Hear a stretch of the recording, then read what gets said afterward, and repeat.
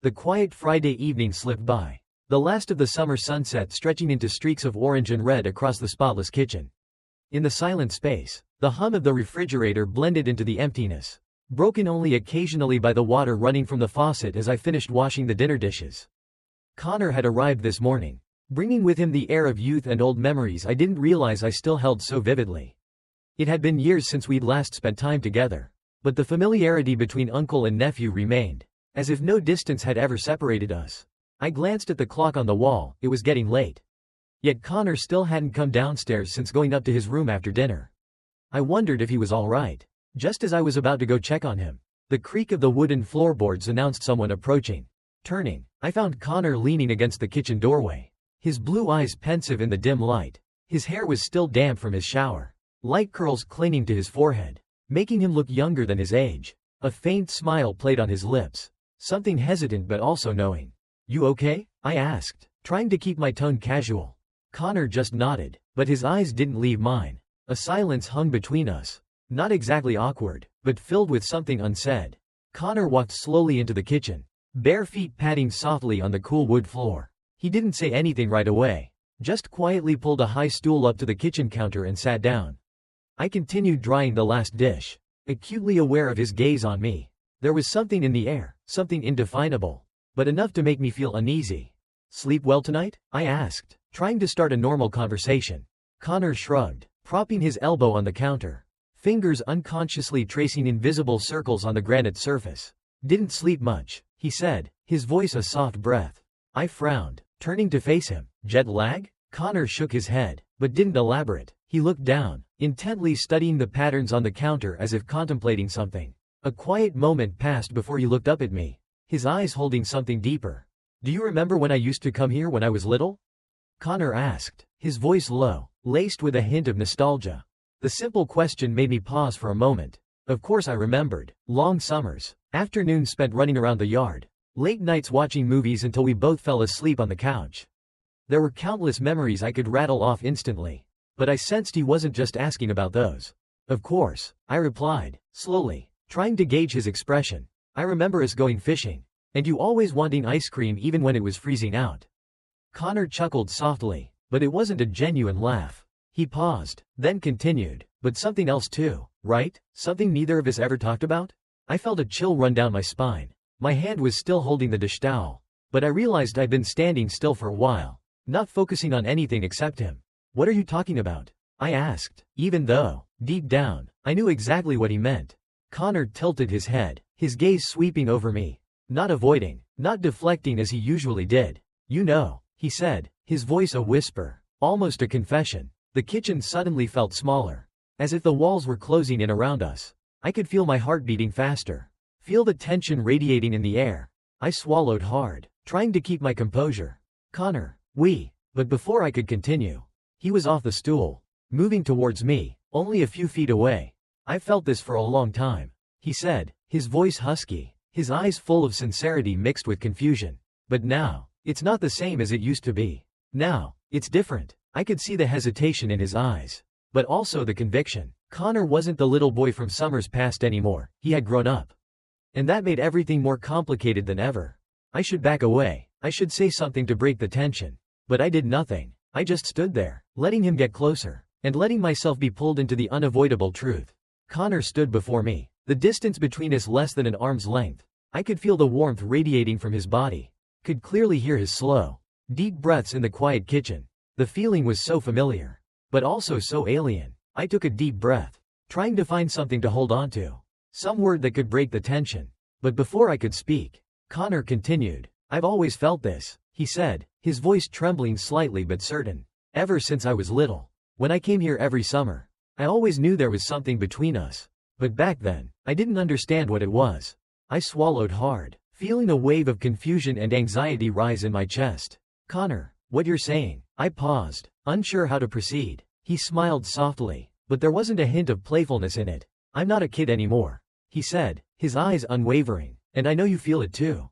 I shook my head, not to deny it, but to try to find a way out of this situation. "Connor, we can't." "Why not?" he interrupted, a hint of pleading in his voice. "Because someone said this is wrong? Because of rules that no one really understands?" I didn't have an answer. I just knew this feeling was pushing me to a dangerous line, a boundary I never thought I would reach.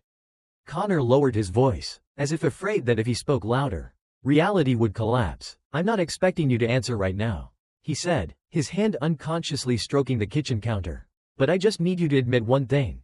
That there's something between us. I'm not crazy, am I? I opened my mouth to say something, but no words came out. I looked into his eyes, and I knew I couldn't lie. Yes, there had always been something, and I had always tried to bury it. But Connor didn't give me a chance to evade any longer. He took another step closer, so close that I could clearly see every line on his face, the way the kitchen light reflected in his deep eyes, the way he slightly bit his lip as if struggling with himself. Just say you don't feel anything, and I'll stop, he said, his voice gentle but determined. I knew this was a decisive moment. A simple sentence could put an end to everything. A denial could erase the feelings I had been trying to suppress for years.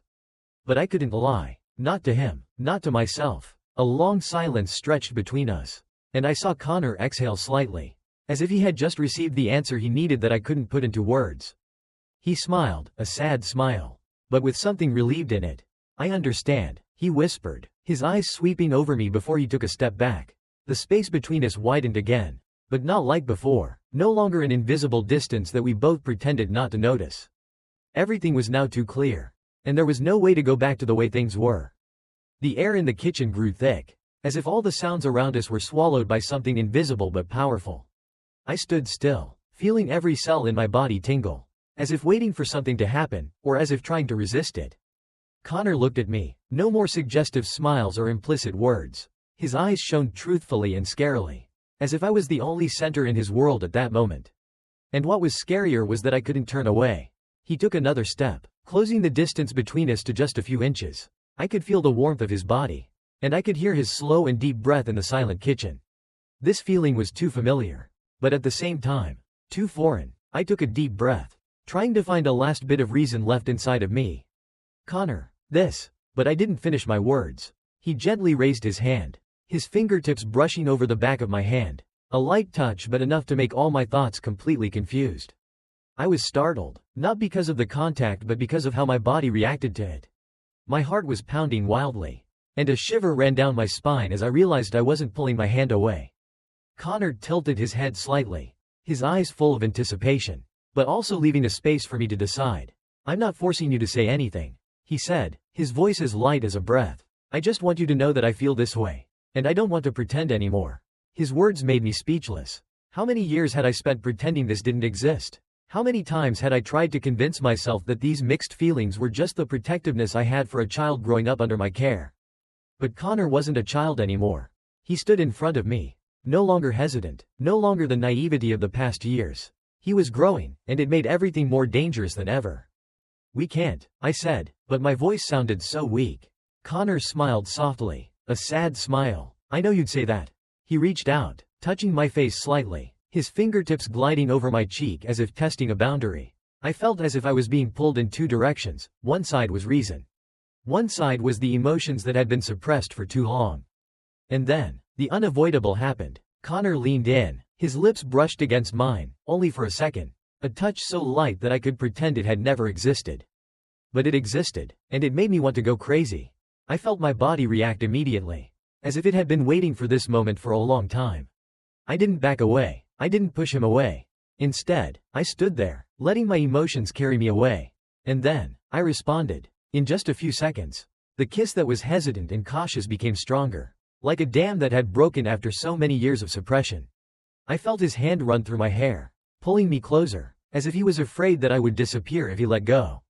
And in that moment, I forgot everything, forgot all the rules, forgot all the boundaries that I had set for myself.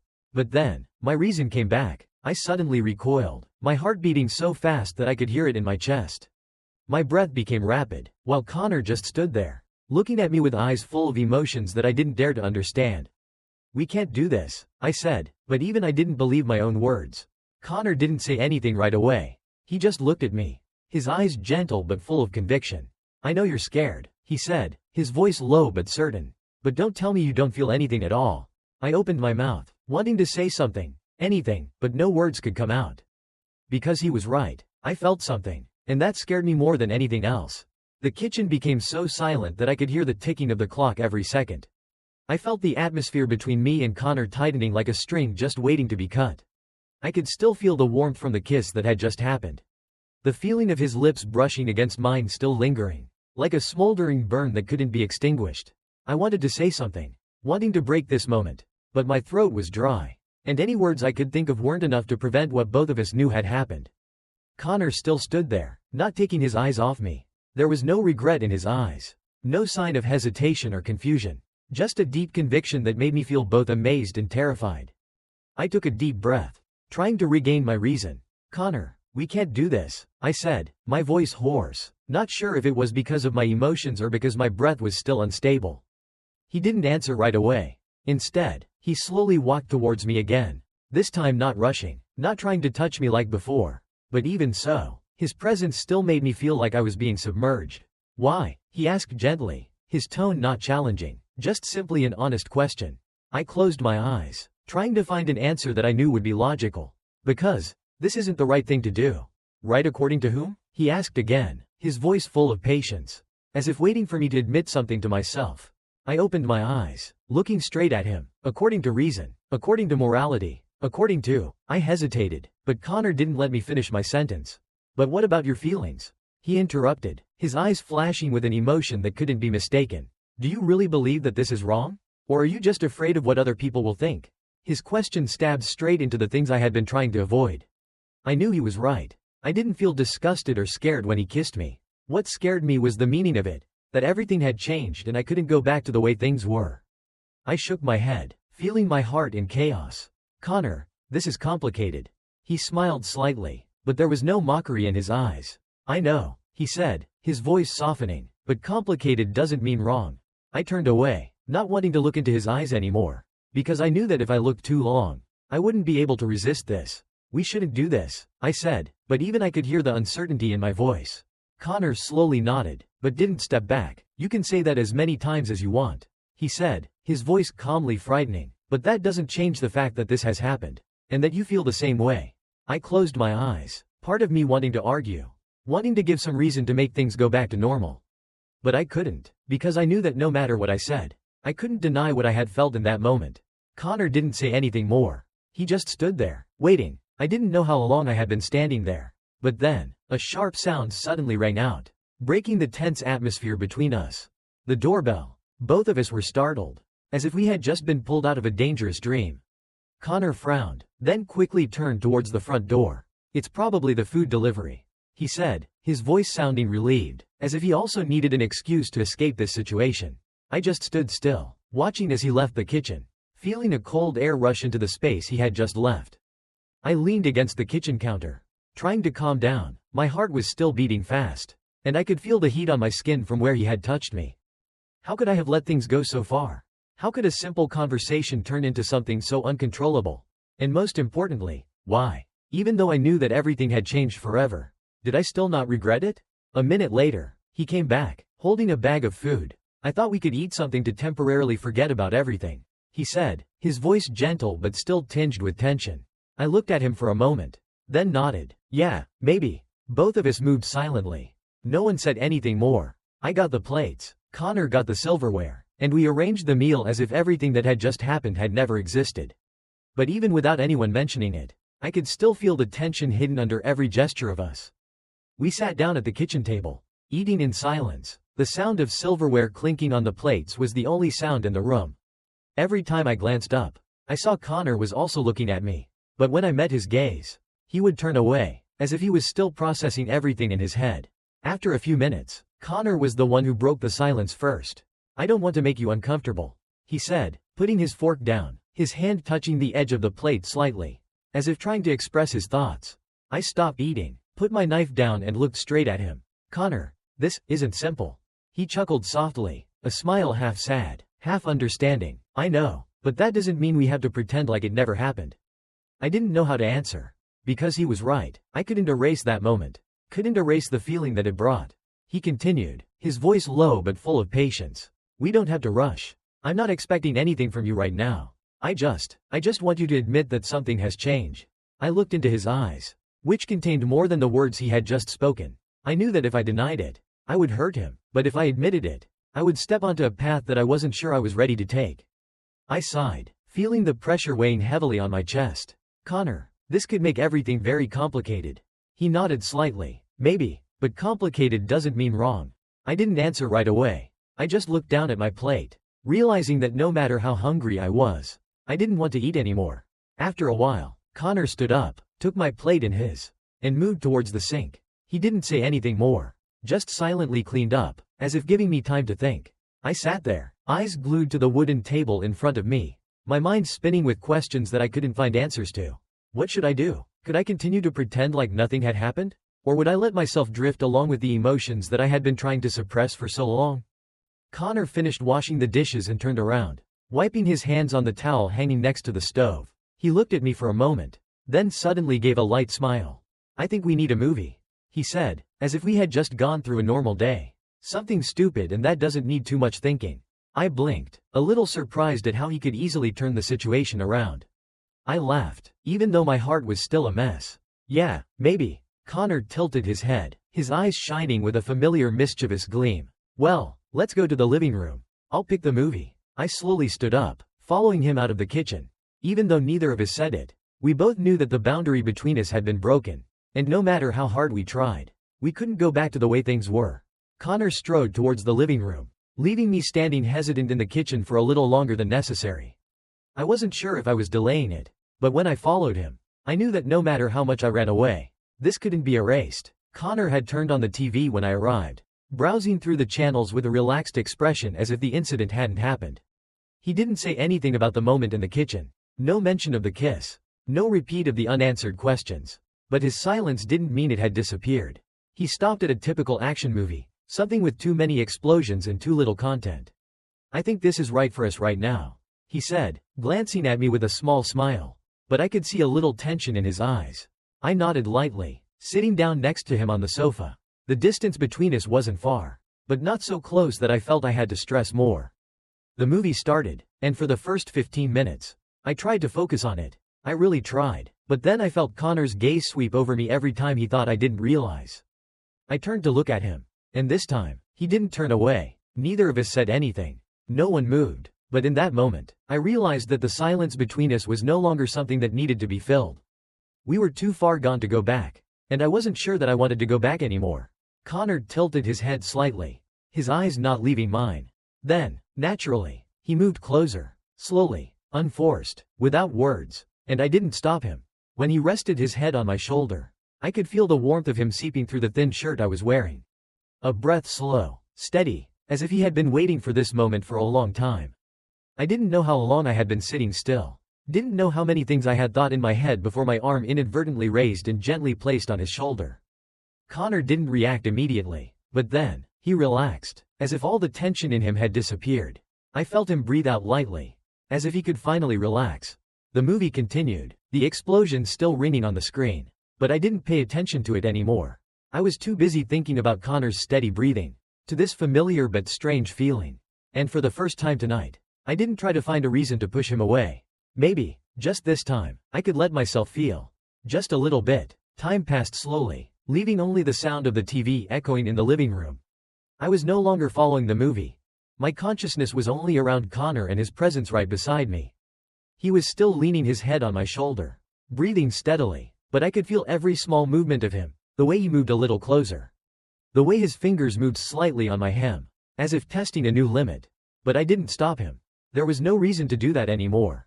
I didn't know how long this moment lasted. I just knew that, when I turned my head slightly, I saw Connor looking up at me, his eyes shining with a tenderness mixed with anticipation. He didn't say anything, but he didn't need to say anything. I knew exactly what he wanted to ask. I knew that, even if I didn't say it, he could still feel the answer. Because I didn't want to leave this moment either. I reached out, gently running my fingers through his hair. A simple gesture, but it made him close his eyes slightly, as if enjoying every smallest moment. He took a deep breath before whispering, "Are you scared?" I didn't answer right away. Am I scared? I'm scared of what society will say. I'm scared of the rules that I've followed all my life. I'm scared of the feeling that I'm stepping onto a path with no turning back. But in this moment, with Connor leaning on me as if he belonged here, I realized that I wasn't scared of what was happening between us. I was just scared that if I pushed him away, I would lose him forever. So, I didn't push him away. I breathed out slightly, then leaned down, placing a light kiss on his hair. A small gesture, but enough for him to understand that I was here. I wasn't running away anymore. Connor smiled, a real smile. No longer with any hesitation or worry. He snuggled into me slightly more, as if finally finding the peace of mind he had been waiting for all this time. The movie on the screen continued, but neither of us paid attention to it anymore. We didn't talk about the future. No one mentioned tomorrow. We only had this moment, here and now, and for the first time in a long time, I didn't feel wrong. Maybe everything was still too complicated. Maybe there would be dozens of questions without answers. But I knew one thing for sure, we would find a way. Together.